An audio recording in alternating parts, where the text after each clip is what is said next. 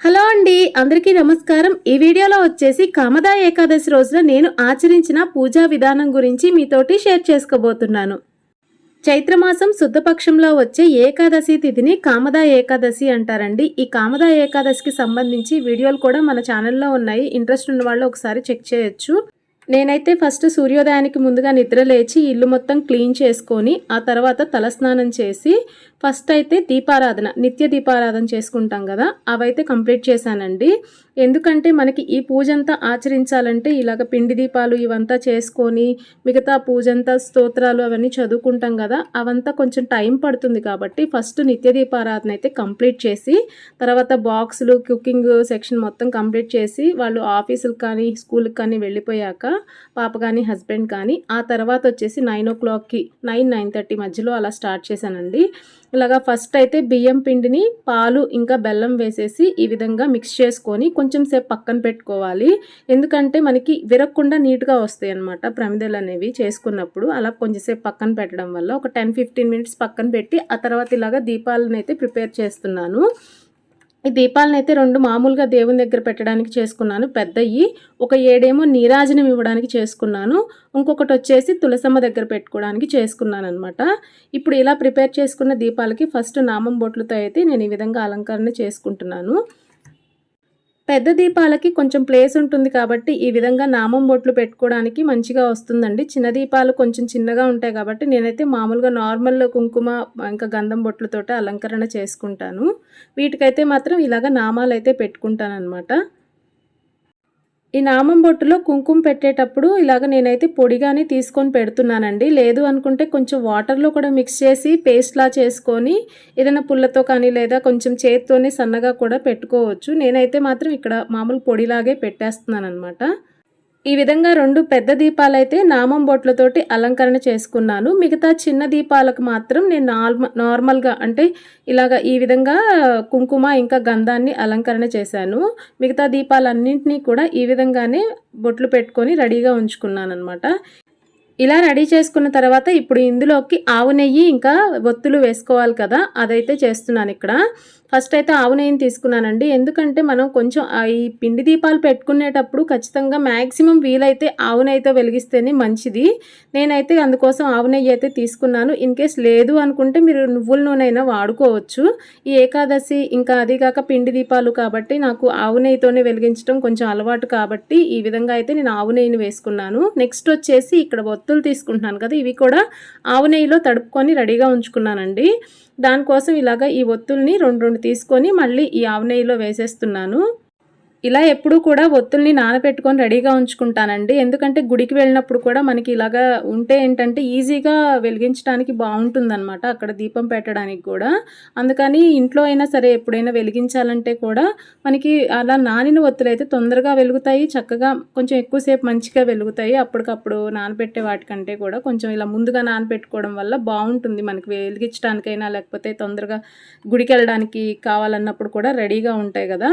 ఈ విధంగా అయితే ఒత్తులన్నీ కూడా వేసుకొని నేను ఈ దీపాలని రెడీ చేసుకున్నానండి. ఇప్పుడు ఒక ప్లేట్ తీసుకొని ఇది స్వామివారికి నీరాజనం ఇవ్వడానికి అనమాట. అంటే పూజ మొత్తం పూర్తయ్యాక మనం చివరిలో ఫస్ట్ ఈ నీరాజనం ఇచ్చాక నేను అప్పుడు మళ్ళీ కర్పూరంతో పచ్చ కర్పూరంతో నీరాజనం అనేది ఇస్తాను. దానికోసం అయితే ఇలాగ 7 దీపాలని రెడీ చేసుకొని ఈ విధంగా అయితే అరేంజ్ చేసుకున్నాను. నెక్స్ట్ వచ్చేసి ఆ 2 స్వామివారి దగ్గర మామూలుగా పెట్టడానికి పెట్టుకున్నాను అనమాట. ఈ నామాల దీపాలు ఒకటైతే తులసమ్మ దగ్గర పెట్టడానికి పెట్టుకున్నాను. ఈ విధంగా రెడీ చేసుకొని పక్కన పెట్టుకున్నాను కదా. ఇప్పుడు వచ్చేసి ప్రసాదాలు అనమాట. ఈ పిండి దీపారాధన చేసినప్పుడు నేను మాత్రం ఖచ్చితంగా ఈ విధంగా వడపప్పు పానకం ఖచ్చితంగా చేస్తాను. ఇంకా బెల్లం అంటే కామన్గా పెట్టేస్తాం కదా, ఇలాగ బెల్లము వడపప్పు పానకం ఈ 3 అయితే ఖచ్చితంగా పెడతాను అనమాట. ఈ పిండి దీపారాధన చేసుకున్నప్పుడు మంచిది. మొత్తం అంతా రెడీ చేసుకున్నాక ఇప్పుడు పూజా మందిరం దగ్గరికి అయితే వచ్చేసానండి. ఇక్కడ వచ్చేసి ఆల్రెడీ దీపాలు వెలుగుతూ కనిపిస్తున్నాయి కదా, ఇవేంటంటే మార్నింగ్ నిత్య దీపారాధన చేసేసానని చెప్పాను కదా, అదనమాట. అంటే ఈ పూజ అంతా చేయడానికి చాలా టైం టేకింగ్ కాబట్టి మార్నింగే ఫస్ట్ అయితే నిత్య దీపారాధన చేసేసాను. అందుకనే వెలుగుతూ ఉన్నాయి అవి. అంటే కొండెక్కకుండా ఇలాగ మధ్య మధ్యలో కొంచెం చూసుకుంటూ నూనె అయితే పోస్తున్నానండి. ఇప్పుడు వచ్చేసి మనం చేసుకున్న పిండి దీపాలని ఇక్కడైతే పెట్టుకుంటున్నాను. ఫస్ట్ స్వామివారి ముందు పెట్టుకొని ఈ విధంగా ఫస్ట్, తర్వాత వచ్చేసి ఆ 7 దీపాలు ఏవైతే మనం నీరాజనం కోసం రెడీ చేసుకున్నామో అవి ఇప్పుడు వెలిగించాల్సిన అవసరం లేదు కాబట్టి పూజ పూర్తయ్యాక వెలిగిస్తాను, అంటే నీరాజనం ఇచ్చేటప్పుడు వెలిగిస్తాను. నెక్స్ట్ వచ్చేసి తులసమ్మ దగ్గర పెట్టేది కూడా ఇప్పుడే వెలిగిస్తున్నానండి. ఇలాగ మొత్తం అంతా రెడీ చేసుకొని ఫస్ట్ ఆచమనీయం అయితే చేసుకుంటున్నాను. ఆచమనం చేసుకొని అప్పుడు ఇలాగ దీపారాధన అయితే చేసుకుంటాను.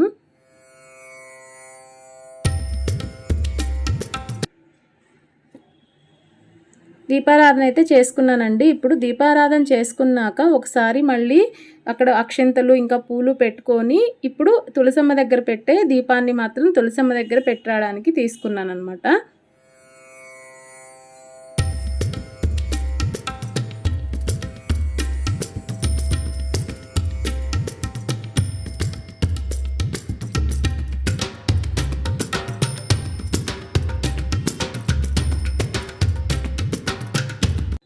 తులసమ్మ దగ్గర పెట్టి దీపాన్ని తీసుకొని ఇలాగ తులసి కోట దగ్గరకు అయితే వెళ్తున్నాను. ఇక్కడ వచ్చేసి తులసి కోట దగ్గర మాకు కొంచెం ప్లేసే ఉంటుంది, ఎక్కువ ప్లేస్ ఉండదు. సో ఇక్కడ ఫస్ట్ అయితే మార్నింగ్ పెట్టిన దీపం అనమాట ఇది. అంటే గాలికి మళ్ళీ కొండెక్కుతుందేమోనని దానిపైన అయితే ఇలా పెడతాను అనమాట, గాలి తగలకుండా ఉండడం కోసం. ఇప్పుడు వచ్చేసి ఈ దీపాన్ని కూడా ఇక్కడ అమ్మవారి దగ్గర పెట్టుకొని తులసమ్మ దగ్గర ఒకసారి నమస్కారం అయితే చేసుకొని ఇప్పుడు మామూలుగా మళ్ళీ పూజా మందిరం దగ్గరకు వచ్చేసి ఇప్పుడైతే మెయిన్గా ఈ పూజని కంప్లీట్ చేసుకున్నానండి. పూజ మొత్తం అయితే నేను చూపించలేదు, కానీ పూజ మొత్తం కంప్లీట్ చేసుకున్నాక ఇలాగ ధూపం దీపం ఇచ్చేటప్పుడు మాత్రం మీకు చూపిస్తున్నాను. ఇక్కడ వచ్చేసి పూజ కంప్లీట్ అయిపోయింది. అంటే ముందుగా చేయాల్సిన షోడశోపచారాలన్నీ చేసుకొని తర్వాత దానిలో భాగంగా ఇప్పుడైతే నేను ధూపాన్ని అయితే ఇస్తున్నాను అనమాట. ధూపాన్ని ఇచ్చాక దీపాన్ని కూడా చూపిస్తున్నానండి. తర్వాత వచ్చేసి మళ్ళీ ఆచమనీయం చేసి ఆ తర్వాత వచ్చేసి నైవేద్యాన్ని సమర్పించాలన్నమాట. ఇప్పుడు నైవేద్యం కోసం నేను చేసుకున్న పానకము, వడపప్పు, ఇంకా బెల్లం, పాలు, అంటే స్వామివారికి పాలు కూడా ఇష్టమే కాబట్టి పాలు, ఇంకా ఏదైనా సరే వెంకటేశ్వర స్వామివారికి పెట్టేటప్పుడు మనం అందులో కొంచెం తులసాకులు అనేది వేసి పెడితే మంచిది కదా నైవేద్యం నివేదన చేసేటప్పుడు. ఆ విధంగానే నేను ఇక్కడైతే తులసాకులను అయితే వేసుకున్నాను. నెక్స్ట్ వచ్చేసి ఇప్పుడు అన్నీ కంప్లీట్ అయిపోయాక, అంటే ధూపం దీపం నైవేద్యం ఇంకా తాంబూలం అయిపోయాక ఇప్పుడు నీరాజనాన్ని అయితే ఇవ్వడానికి నేను ఈ విధంగా వెలిగిస్తున్నాను దీపాలని. ఫస్ట్ ఈ నీరాజనం ఇస్తానండి, అంటే దీపాలతోటి.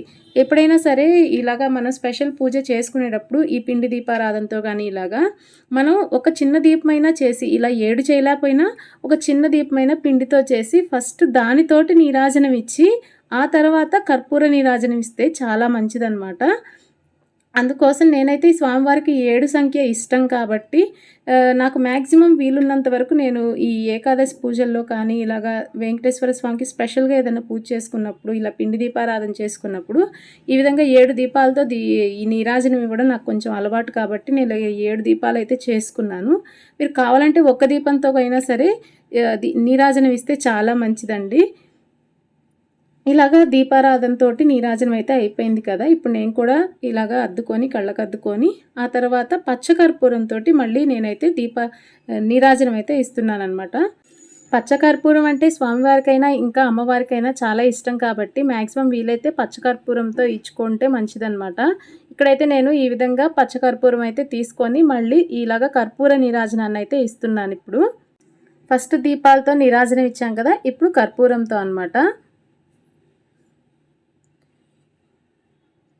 శ్రీయకాంతాయ కళ్యాణ నిదయే నిదయేతినాం శ్రీ వెంకట నివాసాయ శ్రీనివాసాయ మంగళం మంగళం కోసలేంద్రాయ మహనీయ గుణాత్మనే చక్రవర్తి తనూజాయ సార్వభౌమాయ మంగళం. ఇలాగా నీరాజనం ఇచ్చేశాక ఇప్పుడు మంత్రపుష్పం, ఇంకా ఆత్మ ప్రదక్షిణ, నమస్కారం, ఛత్రం, చామరం, ఇంకా క్షమా ప్రార్థనలు ఇవన్నీ పూర్తి చేసుకున్నాను అనమాట. ఆ తర్వాత వచ్చేసి స్వామివారికి ప్రార్థన చేసుకొని తర్వాత వచ్చేసి ఇప్పుడు ఈరోజు పాటించే ఉపవాసం గురించి చెప్తానండి. నేనుండే ఉపవాసం ఏంటంటే మార్నింగ్ ఒకసారి ఈవినింగ్ ఒకసారి కాఫీ అయితే తీసుకుంటానండి.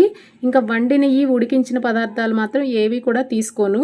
తర్వాత వచ్చేసి ఇంకా ఉండలేను అనుకున్నప్పుడు ఫ్రూట్స్ మాత్రం తీసుకుంటాను అనమాట. అది కూడా కొంచెం లిమిటెడ్గా తీసుకుంటాను, మరీ ఎక్కువగా కాకుండా.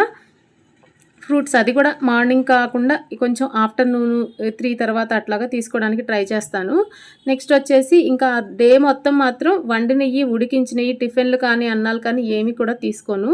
నెక్స్ట్ మర్నాడు ద్వాదశి రోజు మాత్రం ఉదయాన్నే మళ్ళీ పూజ కంప్లీట్ చేసుకొని మహా నైవేద్యం అంటే అన్నం ఇంకా కూర అలాగా వండి స్వామివారికి నివేదించి, లేదా ఏదైనా ప్రసాదమైనా సరే స్వామివారికి నివేదించి అప్పుడు అది మాత్రం తీసుకొని పారణ అనేది చేస్తానన్నమాట. ఈ ఏకాదశి ఉపవాసం అనేది కొంచెం అంటే ఒక్కొక్కళ్ళు ఒక్కొక్కలాగా ఫాలో అవుతూ ఉంటారు కదా. కొంతమంది వాటర్ అనేది కూడా తీసుకోకుండా చేస్తారు. కొంతమంది ఏమో జస్ట్ ఫ్రూట్స్ మాత్రం తీసుకొని చేస్తూ ఉంటారు. కొంతమంది వచ్చేసి ఇంకా గోధుమ రవ్వ ఉప్మా కానీ అలాంటివి కూడా తింటూ చేస్తూ ఉంటారు. బట్ నేనైతే మాత్రం ఇలాగ ఫాలో అవుతానన్నమాట. అంటే ఆ రోజు మాత్రం వండినవి ఉడికించినవి తినకుండా ఉంటాను. నెక్స్ట్ వచ్చేసి వీలైతే ఒక పండు, ఒక ఫ్రూట్స్ మాత్రం తింటాను. ఇంకా అంతవరకు మాత్రం చేస్తూ ఉంటానండి. నెక్స్ట్ వచ్చేసి ఈ విధంగా పూజ పూర్తయ్యాక ఆ రోజు నేను రామకోటిని అయితే రాస్తున్నాను అనమాట. ఇక్కడ మీకు చూపిస్తున్నాను కదా. ఈ రామకోటి స్పెషల్ ఏంటంటే అండి, ఇక్కడ ఇచ్చారనమాట మనకి ఎలాగ రాయాలి, నియమాలు ఇవన్నీ కూడా వెనక వైపు ఉంటాయి. 1,04,00,000 సార్లు మనం ఈ రామనామాన్ని రాసినట్టు అవుతుంది. ఎందుకంటే దీనిలో శ్రీరామ, రామ, రామ అని ఉంటుందండి. ఇలాగ రాయటం వల్ల ఏంటంటే 1,04,00,000 సార్లు మనం రామనామాన్ని రాసినట్టు అవుతుందన్నమాట. చిన్న బుక్లోనే ఇంత అంటే ఒక్కొక్కసారి మనకి చిన్న బుక్లోనే లక్షలేఖన గ్రంథం అనేది వస్తుంది కదా. బట్ దీంట్లో ఏంటంటే వీళ్ళు శ్రీరామ, రామ, రామ అని ఇచ్చారనమాట గడిలో రాయటానికి. సో అలా రాయటం వల్ల ఏంటంటే మనకి 1,04,00,000 సార్లు ఈ రామనామాన్ని రాసినట్లు అవుతుందన్నమాట. ఫస్ట్ మళ్ళీ రాసే ముందు పేజీ స్టార్ట్ చేసేటప్పుడు పైన శ్రీరామరక్ష సర్వజగద్రక్ష అని రాయాలి. తర్వాత రాయడం మొత్తం ఆ పేజీ కంప్లీట్ అయిపోయాక లాస్ట్లో శ్రీరామ శరణం శ్రీరామ స్మరణం నమామి అని చెప్పి కంప్లీట్ చేయాలన్నమాట. ఆ విధంగా అయితే ఇక్కడ కొంచెం నియమ నిబంధనలు అయితే ఉంటాయి. ఇంకా బుక్ మొత్తం కంప్లీట్ అయిపోయాక కూడా ఎలా ఫాలో అవ్వాలనేది కూడా వెనక వైపు మనకి ఇస్తారనమాట. అది చూసి ఫాలో అవ్వచ్చు. ఈ విధంగా అయితే ఏకాదశి రోజు నేనైతే పూజను చేసుకున్నానండి. చూసారు కదండి, ఇది నేను చేసుకున్న ఏకాదశి పూజా విధానం. ప్రతి ఏకాదశికి మ్యాక్సిమం ఇలాగే ఫాలో అవుతుంటాను. ఇంకా అడ్డొచ్చినప్పుడు లేకపోతే ఇంకా కుదరినప్పుడు ఏమో తెలియదు, కానీ ఇంకా మ్యాక్సిమం వీలైతే మాత్రం నేను చేసుకునే పూజా విధానం అయితే ఇదే అనమాట. సో ఫ్రెండ్స్, ఫైనల్గా వీడియో నచ్చితే తప్పకుండా లైక్ చేయండి, షేర్ చేయండి, కామెంట్ చేయండి. ఇంకా మన ఛానల్ని ఫస్ట్ టైం చూస్తుంటే కనుక సబ్స్క్రైబ్ చేసుకోవడం మాత్రం మర్చిపోకండి. మరో మంచి వీడియోతో మళ్ళీ కలుసుకుందాం. జై శ్రీమన్నారాయణ.